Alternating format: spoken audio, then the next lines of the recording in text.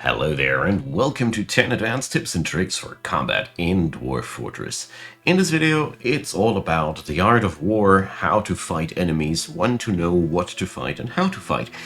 I really did my best to summarize my experiences with combat in this game in this video, and I hope it'll serve you well. So the first thing that I want to talk about is when you go for your squadron menu, you have the option to directly attack something versus stationing people somewhere. In 99% of the time, stationing is a wiser choice than attacking directly. Stationing will order your folks to walk towards where you put the stationing command until you relieve it. If you attack an enemy, your soldiers will path to the last known position when you issued the attack of that entity, path towards there, check where it is currently, and walk then towards the enemy. This can sometimes take so terribly long that I really want to point out, if you really want to kill something, it's better to station your folks somewhere. Sometimes this kill command can be very, very powerful and exactly what you want to have for a precise strike and such, but in a scenario where you get attacked, where you just need some boots on the ground, go station them somewhere, because the soldiers of yours will look for the enemy autonomously. Number 2, stealth detection. So one of the worst things in Dwarf Fortress is being attacked by invisible enemies. One of the things that you can do is to set up a animal on a rope. You can set up ropes wherever you want, and then you can bind your dogs on those ropes or whatever animal you want to put up. Why these? Because dogs, especially war dogs, have a innate high talent to spot stealth enemies. This is really good against lycanthropes and the like, and yeah, it's really something that you can use. It's also good against elves, but the main usage for dogs in entry areas for my fortress, you can line them up nicely, is to snoop out these enemies before they can destroy your base. It doesn't help against visitors that transform in your tavern though. Number 3, sieges. So when you get sieged, here's a couple of things to note. The enemies that come for a siege will always try to enter your base and attack you from there. You can use that to your own advantage by placing down traps. Sieges of goblinoids are in general pretty harmless unless they bring demons. Then be scared. Be very scared. But 95 of 100 times they don't do that. Sometimes even 99. I've seen that only a very, very few times. Elves come with almost no armor, but very stealthy. The biggest risk when you get attacked by elves is that they somehow sneak into your city and start slaughtering your livestock or your citizens. But a couple of armed forces in the entry area counters that. Among the worst attackers are humans and dwarves. Humans and dwarves are better equipped than the average enemy, and dwarves can even come with steel themselves.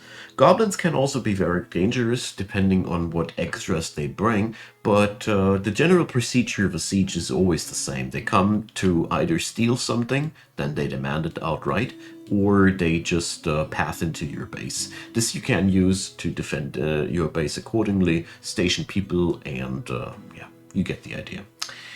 Number 4, sometimes you don't want to fight, and therefore you should really try to build your fortresses to be just closed off. Here you see a example of a fortress that can be closed on several ends. I have brought up bridges and doors on many of these areas to create airlocks wherever I can. The thing is, sometimes there's some really, really nasty entity lumbering around outside of your fort, and, well, if you are closed, it can't attack you either. The downside here are the following things. For one, trading and migration towards your fort will stop until the problem is resolved. And the other thing is, well, sometimes your FPS can suffer if the entity wants to path into your fort with all might, but that's a rare occurrence.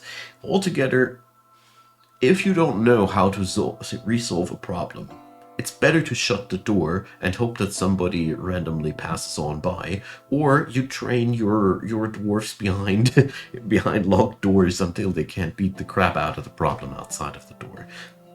My sentiment here stays the same. Be able to close off your fort to gain some time. It sometimes is the best strategy. A very dwarvish one too, in my opinion. Number 5, the endless training. So all of my army regiments work with a constant training schedule. I have seen a lot of people work with a staggered training or even with monthly schedule things. This is cool if you have the stomach to do this.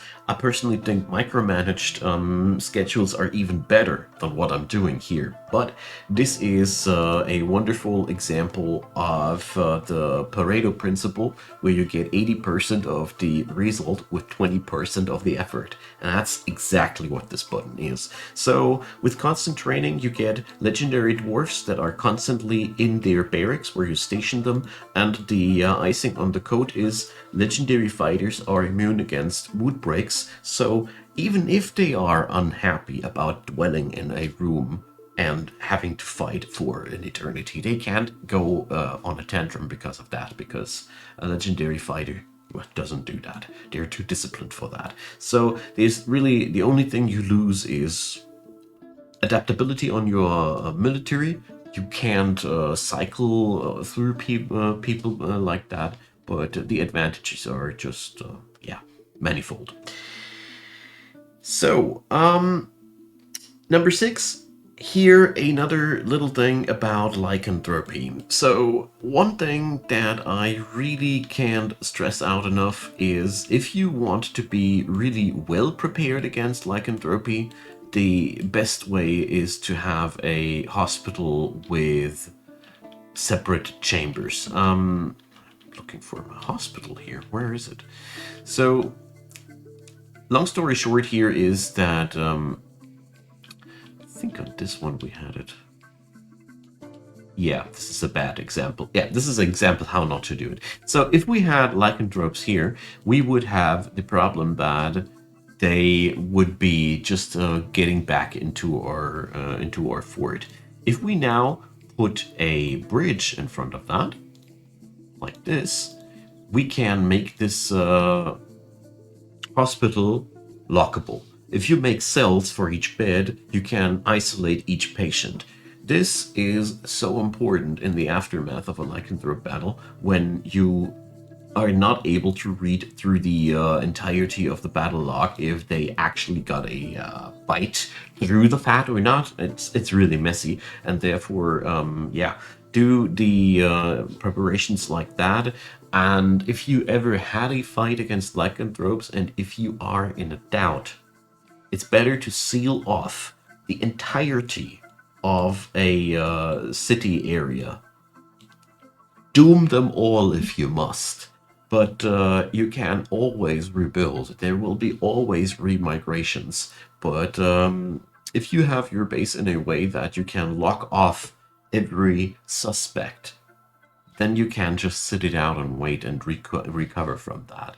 If not, this is a disease that will just destroy your base in the cycle of 2 full moons, basically. So I hope this helps you out if you ever have to. Number 7, Forgotten Beasts and Titans. So Forgotten Beasts and Titans are among the most pesky invaders. Forgotten Beasts come from down below, Titans come from up above.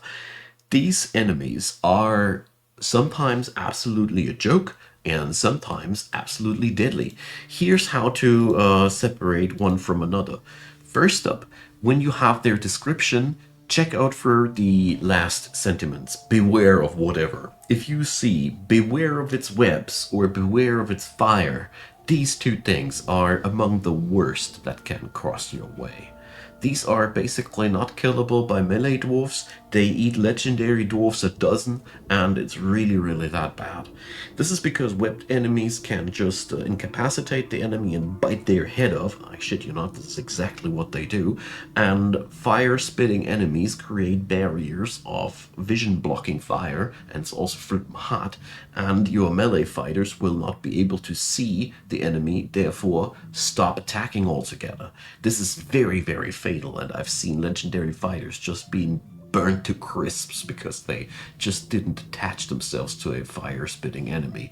Once they cross that bridge again, they can easily kill the guys, web spitters and fire spitters alike. If you get 2 or 3 fighters on top of these guys, they incapacitate the beast and smack it down. But these things, they really are a problem, and the only thing to resolve that is ranged combat currently. Or trap them in and resolve it with fire. What you also should be aware of is the material that the monster is composed out of. You get a description here often of animal things, and sometimes, here I sadly have no example in my collection, sometimes you get an example of what they are made of. If they are made out of stone or metal, this is really bad because that means they have the armor class of the according materials. If they are made out of snow, slime, or whatever brittle or fluid materials, they usually just need a slight touch and they just go poof, even if they are very, very deadly altogether. So if you have a web-spitting glob of slime rolling towards you, 2 or 3 bolts it would, most of the time, is all it would take to kill it off, if you have mox dwarfs. Alright, last word about this before I move on. Beware also of the deadly dust. This is also the last of the unholy trinity of problems. Deadly dust inflicts diseases. You never know which disease. This can be a harmless skin rash, can also be all your face melt and skin melting off, and it's also something that's contagious and your entire fort dies off of that. The counter of dust is quite easy though. Heavy entrenchment of water between the fighters and the rest of your settlement, and then the water will be used to cleanse your boots. So for example, if I had a small room here with water for the people that have fought against something with deadly dust, they would cleanse it off before they go back in. They're smart enough to do that. So that helps, and it's it's the only counter. Now, number 8. Angels and demons. So these fellas you only see very, very deep down below, usually entombed between adamantine and gemstone. I want to say 2 things about these. For one, they can have the same abilities as forgotten beasts, web spitting, fire spitting, you name it, and they are also very, very lethal in close combat. Demons have quite the punch. Even if they just touch one of your legendary fighters, it can be enough to just annihilate them with one shot. They are never an enemy to be taken lightly, and you should be aware of this always. Angels, on the other hand, they also have a high damage profile, but tend to be easier to kill and also have the nice side effect of providing otherworldly metals for you. Number 9, combat next or near to water. Just don't do it, you know? Any form of liquid, this volcanic crater here and these water borders, if ever combat has to be done not in this vicinity, your dwarves have the really stupid behavior of dodging sideways, jumping away from attacks, and sometimes they go into the water or into the magma. And at a certain point, it's not a sometimes anymore. Instead, it's a they eventually will, because I've seen this way too often happen. So try to locate your battlefields always, always, always away from water or magma. This is just, I don't know how to control my fighters to be not jumping to their deaths, however legendary they are. This is really something to be taken care of. And number 10, Cavern Dwellers. So sometimes your caverns are inhabited by natural denizens, animal people usually. So, first up, my consolations if you have these. The problem with these guys is they spawn always back in dozens, sometimes in hundreds, ready to eat the FPS of your fort. Two things you can do. For one, let a opening into your fortress with dwarves stationed to just slaughter them if they try to invade.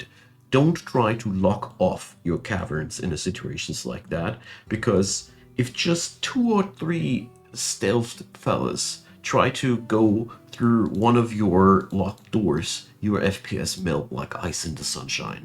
So the best way to deal with them is to let them come into your base and slaughter them at your doorstep. I really don't know how to handle them better. And the other thing is install dfhack and just delete them from time to time with the according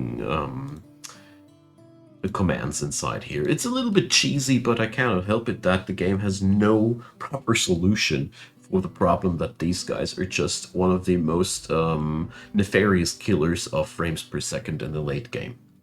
I can't help it. If they would stop climbing on trees and being angry about not being able to path into my base and melt my FPS in the process of that, I wouldn't delete them. But that's a different story. So I hope that these things help you out in this topic. There's way more to be said, and Dwarf Fortress is a very, very deep game and reaches way below the magma ocean, believe me. And therefore, I hope this helps you out in covering the most usual suspects. That's been my goal, at least. Leave me a like, leave me a subscribe, consider supporting the channel via channel membership or other given means down in the description box. Many thanks to all of you who do, and a lot of thanks for watching this video. I hope it helps you out, and I hope you have a great day. See you next time.